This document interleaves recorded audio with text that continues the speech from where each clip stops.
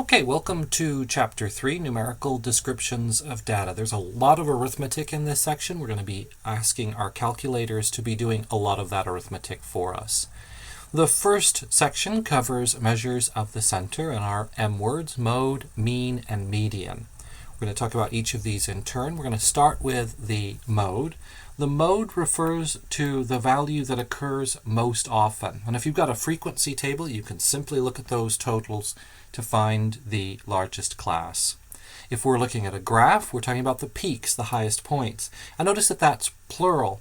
And the reason it is because sometimes when we look at a graph, it could be bimodal or even multimodal. Now, when we're making that distinction, we don't have to have exactly the same height or exactly the same count, roughly the same, and we could conclude that the graph has many modes. So peaks can be plural. When we see multimodal data, it's often a tip-off that there is different types of individuals in the data set with different centers. The mean or the average could also be called the arithmetic mean. And the reason we'll make that distinction becomes very clear when you look at our third project on averages. Often in the media you'll hear, especially on the television, you'll hear people say the average of a rate, and it will be utterly and completely wrong. It will in no way represent the way that that data behaves. So we're going to refer to this as the arithmetic mean. It really is only useful when the data is pretty much symmetrical, and that is when there aren't a lot of outliers. With skewed data, the mean, the arithmetic mean, can be very misleading. So, for example, consider the income of people in this class and then find the average. Add it all up and divide by the number of us, and you'll get the mean income of people in this class. Now, I'm going to illustrate how susceptible that is to an outlier. One data point that's very far from the rest. So imagine that Bill Gates walks into the class, and all of a sudden we're adding all of our incomes, which is a fraction of his, to several 100 million in his case, then dividing it again by all of us as if we have an equal share of that. And all of a sudden our average income has gone into the tens of millions, which isn't representative of Bill Gates' income. It's a small fraction. It isn't representative of our income. So the average can be very misleading if there are outliers, if it is skewed. So let's talk about the population mean, and several things are going on here. First is some new notation. So the population mean is denoted with the Greek letter mu. So what a cat says, right? So mu. Now, mu is the population mean. And remember, we have to make a distinction between these things. There's a population mean and a sample mean. The population mean is all the x's added up.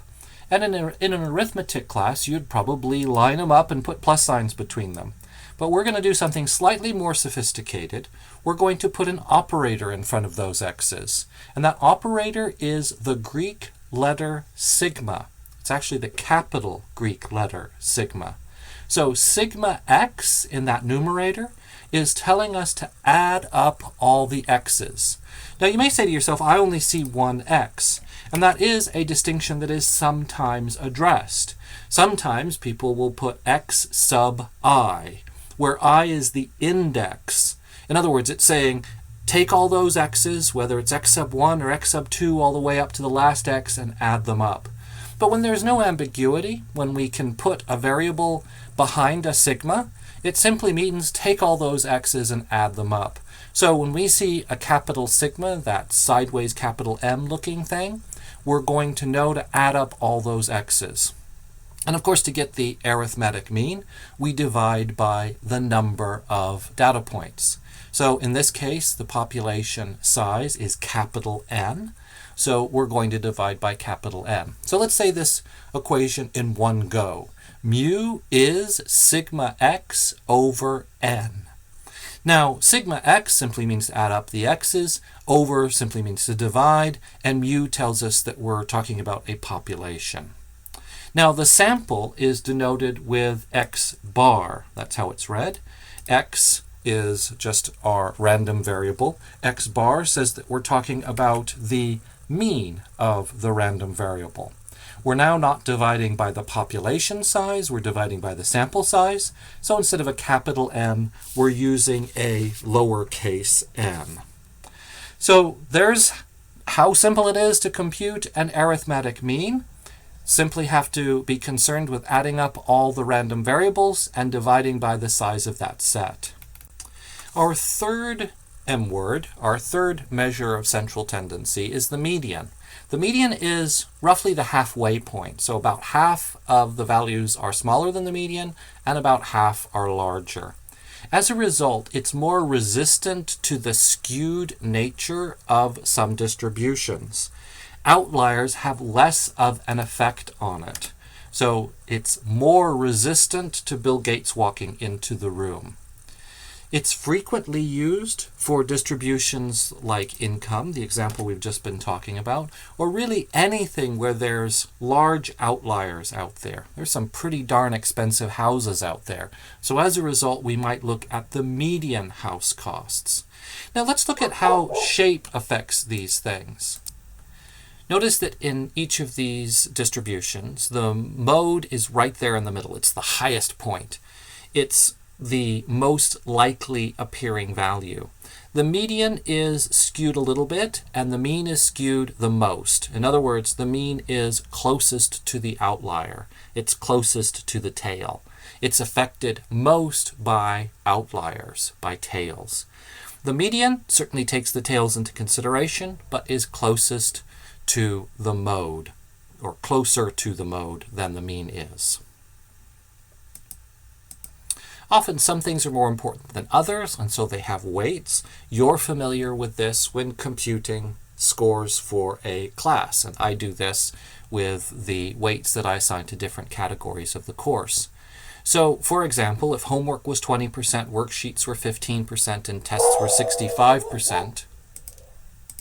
So here, to compute the weighted average, we simply multiply the score, the data point x, for each of these categories by the weights, and then we add those up. So whatever your score is for homework, you'd multiply that by 0.2. You'd then add that to your score for worksheets multiplied by 0.15, and then add that to your score for tests multiplied by 0.65. Of course, the order of operations means that that multiplication happens before the addition. So we multiply those scores times the weights, and then we add them all up. There's no ambiguity with that because of the order of operations. So when I see the numerator sigma xw, I know that multiplication happens, and then we add them up. Then, of course, in the denominator, we're going to add up the weights. Most people design the weight so they add up to 100%, if 100% is, of course, 1. So we're really dividing by 1, which means we don't have to worry about the division at all. This is assumed to be a sample, so we're going to call it x bar. That concludes our discussion of the measures of central tendency. Now let's move on to discussing the measures of spread. So how spread out the data is. And we're going to again look at 3 different ways of doing that. The first is the range. And the range is simply the max minus the min. You couldn't get anything easier than that. It is, by its design, sensitive to outliers, and that is an understatement. It is essentially telling you about outliers. How far apart are the outermost outliers?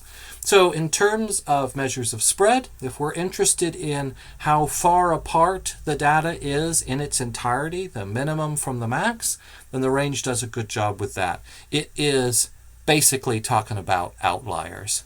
The interquartile range is the range of the middle half. And as a result, the quarter that's on the right and the quarter that's on the left have less impact on that difference. So it is less sensitive to outliers. That's also a fairly simple computation. We simply find the quartiles and we find their difference, and that tells us the interquartile range. It's like the range in that we subtract to get the range of the middle half. The standard deviation is also appropriate, like the arithmetic mean, for symmetric distributions, and that means that the mean itself is a good measure of the center. It is the most sophisticated way of determining how spread out the data is. So we really do need to be concerned where data comes from, where the source of variation in data comes from, because that variation is key. And really, when we're doing this, we are hoping to find out something. In other words, we're looking for an explanation. And if the standard deviation is useful, then we can talk about individuals within that. But we first have to talk about where that variation comes from. So some things have built-in biases like IQ tests. Some things have genetic reasons for variation, in which case there might be a better use for the standard deviation. So ask yourself, where did the variation come from? And then we ask ourselves, how does that help us understand the shape of the distribution? So looking at a picture can also be very useful. In other words, making a graph like with R, as we did in Chapter 2. So let's talk about the range. So the range is found by taking the minimum and the maximum and subtracting them, and that's great if they are sorted. So sorting the data makes it easy to find the minimum and the maximum values, and very often you can do that with a function. So this is great if you want a quick, rough estimate of variation, but remember, the sensitivity to outliers can be a problem. Now, the standard deviation is interesting in that it is basically answering the question, what is the average unaverageness of this data? In other words, we're going to compute how far away each of our data points is from the mean, and then in a strange kind of way, we're going to find the average of those differences. We're going to find that using a very similar thought process to what you will be doing in the project called averages. So our first way of thinking about this is to ask if we are free of extreme outliers. In other words, some of us may work 2 jobs, some of us may be between jobs, but there's no Bill Gates in the class to throw that mean, that arithmetic mean, very far off to one extreme. So we have to do that because anytime we deal with the mean, we're dealing with something that is very sensitive to outliers. So by extension, the standard deviation is also very sensitive to outliers. So it's not useful when we've got data that is very skewed, but oddly, we can calculate it for any data set. And this is maybe our first look at the idea that you can do something even when the result of performing a calculation isn't very useful. So be very clear that you see this. You can calculate the standard deviation for very highly skewed data sets, but that doesn't mean that the standard deviation is very useful. So what we do is we take each data point in the set and we figure out its deviation from the mean, that is the arithmetic mean or the average x bar. So we need to be a little bit more careful about our notation here because our data points are x's, and of course our mean is x bar. So we want to put a little bit more distance between those two symbols. So if we write out a list of our data points, we've got x1, x2, x3, x4, all the way up to xn. We can talk about any one of them, and by extension all of them, by saying that the ith x, we use I because it's indexed, with the notation x sub I. So the deviation of the ith x, and by extension all x's, is x sub I minus x bar. The deviation, of course, is how far that data point is from the mean. Now, that gives us something interesting, because if we now take those deviations and we find the mean of the deviations, and by that I mean the arithmetic mean, just the one that we talked about at the very beginning of this chapter, and we add all those deviations up, well, by definition, by the way that we created the mean, there is as much above as below. There may be one single large value above and lots of little values slightly below. But regardless, if we added them all up and then divided by the sum, we would always get 0. So that puts us in an interesting situation. The standard deviation is supposed to give us the average unaverageness. In other words, we want to do something to those deviations so we can talk about their average. How far, on average, is a data point from the mean? So we need to do something different than simply add up all the deviations and divide by n. And we do something very similar to what you're going to be doing in the project. So the first thing that we do is we square the deviations. We square the deviations to get rid of the negatives, that is the lefts and the rights of the mean, so they can be added up, and that'll calculate a kind of average. But the moment that we square something, we've made it times itself. We've made it larger, or if it's between 0 and 1, smaller. All sorts of stuff falls into play. At some point, we're going to have to take the square root. Now, there's other reasons to do this. Squaring also has some nice mathematical properties. Remember the graph of y equals x squared. It's a nice, smooth graph. And again, it rewards being close. So when you talk about squaring, we often think squaring makes things bigger, and that's certainly true for numbers further from 0 than 1. 1 squared, of course, stays put. 2 squared becomes 4. 9 squared becomes 81. They grow nice and fast. But remember what happens if you're close to 0. That is, if the deviation is relatively small, between 0 and 1. It actually gets smaller. So that's what we mean by saying rewarding being close. In other words, rewarding being close to the mean. That actually gets smaller when we square it. Now, you might think we're going to divide by n, but we want to kind of overestimate the standard deviation. So we're going to divide by a number that's 1 less. We're going to get a bigger number as a result for our standard deviation. We're going to divide by 1 less than the count. It makes it a little bit bigger, a little bit larger, and we call this variance. So what have we done? We found the mean of the population, and that means that that's only useful if the data is relatively symmetric, if there aren't a large number of outliers, if there's a single mode. Then we've taken that mean and we've subtracted each of the data points by it. We've then realized that we can't take the average of those deviations, or we'd just get 0. So we've squared those deviations. They're now all positive, or 0, and we've rewarded being close to the mean. This we then divided by 1 less than the count, and that's called variance. Now, at this point, you should say to yourself, well, we squared these numbers. Whatever the units were, they're completely different. If you're in the sciences or medicine, you know you can't just go around squaring things. Division does not undo squaring. We've still got unit issues. This is called the variance, and you're often asked for the variance, and the calculator will give you the variance. But we are still interested in getting the standard deviation. So what is the variance? The variance is the average squared deviation. We're using that word average loosely, and we will continue to do that over the course of the semester. When we say average, we don't always mean the arithmetic mean. Now, you can think of this as the last thing you get before you take the square root, because in our next step, we're going to take the square root, and that is going to give us the standard deviation.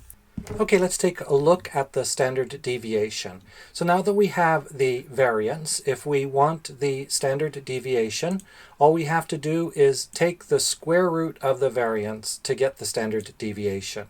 So let's talk about this all at once, and let's introduce the notation for it. So the notation for the standard deviation is a capital S, or a capital S sub x. The sub x allows us to distinguish which standard deviation we're taking if there are several variables. For example, capital S sub y would be the standard deviation of the y's, or if we choose variables that are more unique to the data that we're using. This notation, S and S sub x, is for the sample standard deviation. We'll talk about the population standard deviation at the bottom of this discussion. So let's see how this standard deviation is made. So we start with the data points, the x sub i's. So the I means that we're talking about all of them, every single one, x sub 1 all the way through x sub n. And for each of those, we're going to subtract the mean. So for each of those values, we'll subtract x bar, and that will give us the deviation. We then square the deviation. We do that for two reasons. One is it rewards that closeness between the data point and the mean, and the other is that it makes everything positive, assuming that it's not 0. We then add them up. That capital sigma is an operator. It says to add up all those squares of the deviation. And once we've done that, we've done the vast majority of the work. The next step is to simply divide by n minus 1. N, of course, is the number of sample data we have. 1 less simply makes that quotient slightly larger. And then we take the square root to undo the square. And that gives us S standard deviation. Now we've been assuming that we're talking about the standard deviation of a sample. We could just as easily be talking about the standard deviation of a population. Now, two things are different with a population standard deviation. First off, it's denoted with a lowercase sigma. That is the symbol that we've got right here. That is not a capital S or a lowercase s for the sample standard deviation. And the other big difference, of course, is that instead of dividing by n minus 1, 1 less than the sample size, we're dividing by the size of the entire population. So we're using a capital N to remind ourselves that that is all the data for the entire population. Video for Chapter 3 using Geogebra spreadsheet analytics to find statistics for some scores. So we're going to click on that link just like we did in Chapter 2. We're going to go into the apps and then down to view. We're going to turn on spreadsheet, turn off graphics and algebra. We're then going to paste that data, I believe these are scores, examples from the workbook, into column A. Now I want to show you how to use a command in Geogebra. It's fairly easy to see that the mode is 8.2. It appears twice, but let's use the power of this spreadsheet to do that. So I'm going to label the next entry mode, and then I'm going to enter this twice. So the first time it's not going to work, so I'll talk through it a little bit quicker the second time. Notice that I pressed equal sign, typed in mode, and then entered that range inside of parentheses. When you press enter, it disappears. You go back in and it's purple. Now we press equals MODE, then an open parenthesis. Notice that a close parenthesis also appears. I'm then going to select probably more data than I'll need, but that will allow me to change and add stuff to illustrate how this is dynamic. Press enter and I get the curly braces showing me that the mode is 8.2. That's because it appears twice. Now because I took the range for that mode function down to 20 something, I could add some more values. So if I add 6.8 for example, now there are two modes. This is bimodal, 8.2 and 6.8 because both of them appear the same number of times. If I add another 6.8, now the mode is 6.8. There are more 6.8s than 8.2s. So just showing how you can use commands in Geogebra in the way that you would any spreadsheet. But of course what we want is the statistics data. So I'm going to click on column A, then I'm going to click on that histogram logo and perform one variable analysis.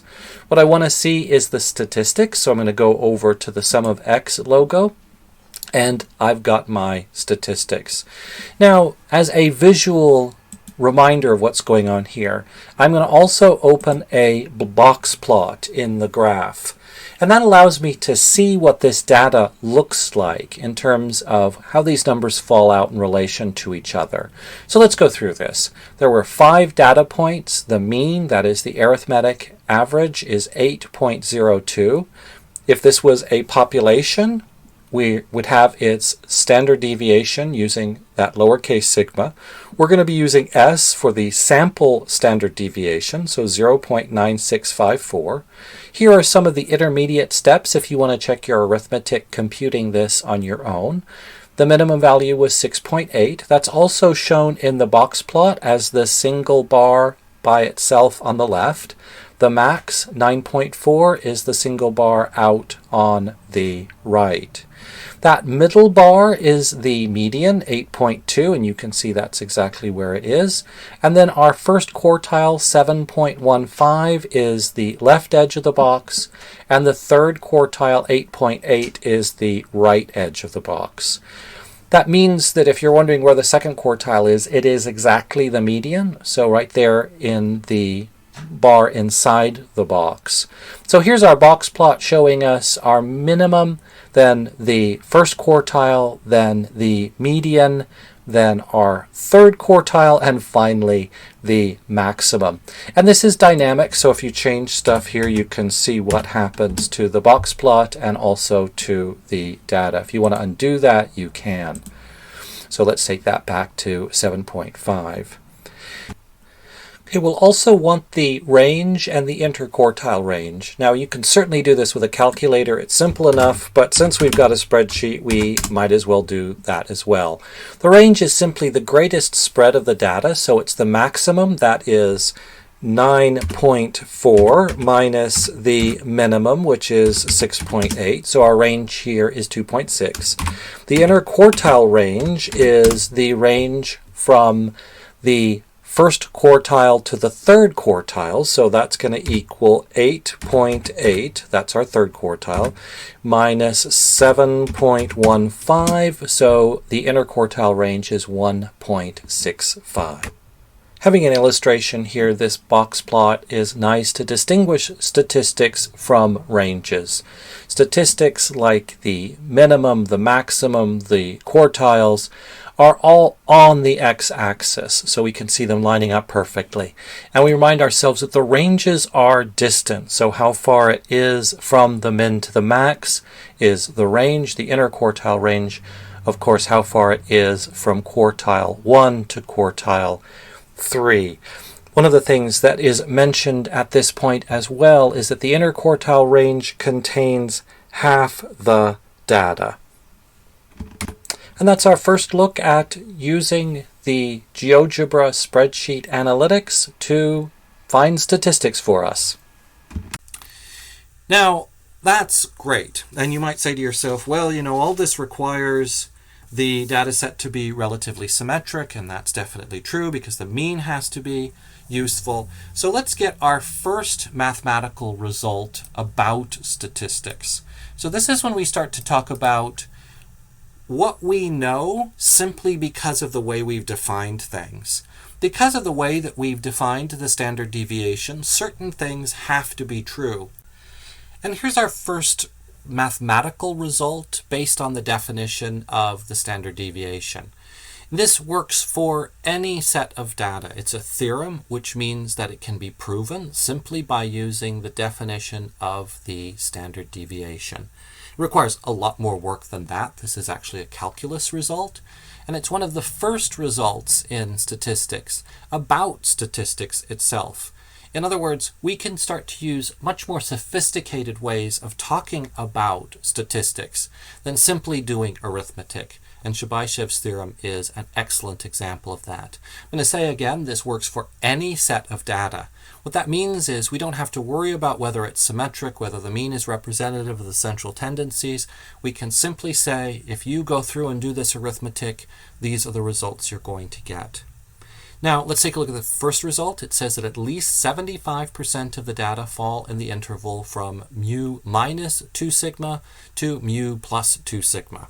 So notice that that has promised a lot. This theorem's saying that for any set of data.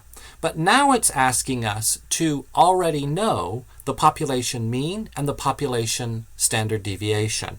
In other words, that's not x bar and s sub x. That's mu and sigma. So if we know the population central tendency, mu, if we know the population variance, how much it is spread out, sigma, then we can make an excellent claim that within 2 standard deviations of the mean, 75% of the data falls. Now, let's go back through and just quickly talk about the arithmetic of why we say that this means within 2 standard deviations of the mean. So that first endpoint where we start is mu minus 2 sigma. That's 2 standard deviations to the left. And we end our interval 2 standard deviations to the right. So we say within 2 standard deviations of the mean.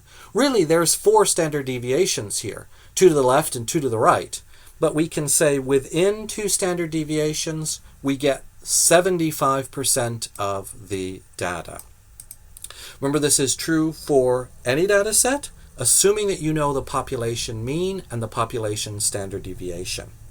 And of course, once you've got one of these results, you can use the same techniques to get more. Within 3 standard deviations of the mean, we get 88.9% of the data. So 3 standard deviations to the left of the mean, 3 standard deviations to the right of the mean give us about 89% of the data. 4 standard deviations of the mean, and I should say at least 89% of the data. Within 4 standard deviations of the mean, 4 standard deviations to the right, 4 standard deviations to the left, we get at least, often much more, 93.8% of the data. Now, that leads to an interesting question, and that interesting question is measuring data based on its distance in standard deviations. In other words, if I say that a data point is 2 standard deviations from the mean, I can shorten that and refer to that as the z-score. The z-score simply tells us how far data is from the mean in terms of standard deviations. So you simply take the distance between the data point and the mean and you divide it by the standard deviation to get the z-score. That's exactly what it means to count something in terms of something else. So what is that? That is a measure of unusualness. And it's a standardized measure of unusualness because it's divided the units of whatever the data is by that standard deviation, which, remember, still preserves those units. So when we talk about the z-score, we can talk about how unusual a data point is. If something's z-score is 0, it is the mean. If something's z-score is 1, then it's 1 standard deviation to the right of the mean. So the z-score answers the question, how far is a data point from the mean? If the data value is outside 2 standard deviations of the mean, that is, the z-score is either 2 or negative 2, then we say that the number is uncommon. So a standard deviation of 3 would be outside of that. So outside meaning out in those tails. To the right of 2 standard deviations to the right, to the left of 2 standard deviations to the left. Now let's talk a little bit about ranking. Let's talk about the words that go with these. If we divide the population into hundredths, we're dividing it into percentiles. Tenths is deciles, fourths is quartiles, fifths is quintiles. So some nice vocabulary there. Quartiles divide the data into fourths, and that's easy to do. So once we have the data in increasing order, we can find the median. The median divides the data into 2 halves. And if we do this again for each half, in other words, if we find the median of the data below the median, we can call that the first quartile. That's divided the data into 25% below and 75% above. So that's 1/4. If we then find the median of the data above the median, then we've found the third quartile. That tells us that 75% of the data is below that. Now, the median could be called Q2 as a result.